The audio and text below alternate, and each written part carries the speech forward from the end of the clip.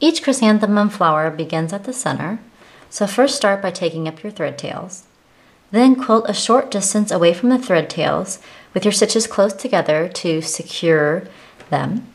And stop here and cut the thread tails off so they'll be out of your way. Now you're ready to really get started, and you want to quilt a 3-arc shape that's like a clover. Connect your clover so that you stitch slightly over your beginning spot before continuing. So pass over your beginning stitches to secure them, and then arch out in a half circle motion to create the arch of your first petal. Continue creating arches traveling from petal to petal around the center clover shape. And your petals will travel from one bump to the next. Whenever you want to, you can make a petal that starts and finishes on the same arch, and that will add variety to your shape as well as keep your petals as small as you might like.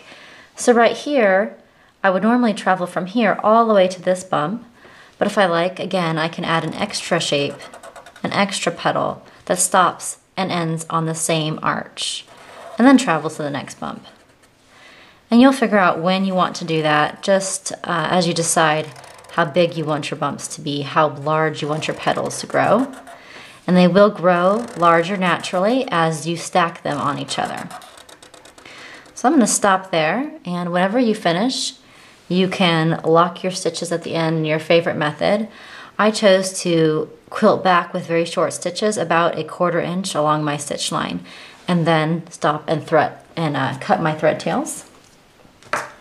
So to begin another chrysanthemum, I would start my center to the side, and again I'll start by pulling up my thread tails, quilting a short way, cutting my thread tails, and then continuing to make the beginning shape, which is that clover. And then I will start making my bumps, traveling from one petal to the next, adding an extra one whenever I like. All right. There's really no wrong way to shape a petal since flowers won't all look the same. As you see by the edge, I can make my petals a little bit shorter.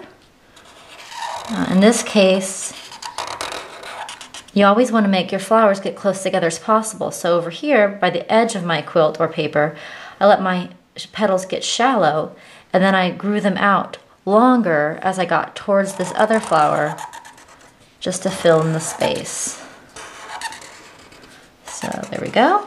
And I would stop quilting about right there, and in this way you can fill out your spaces and get your flowers as close together as you'd like.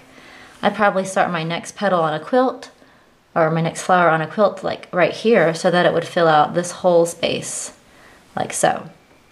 Start from the center of your quilt and travel out, making sure to secure the flowers well at the beginning, at the center, and on the outside of each chrysanthemum.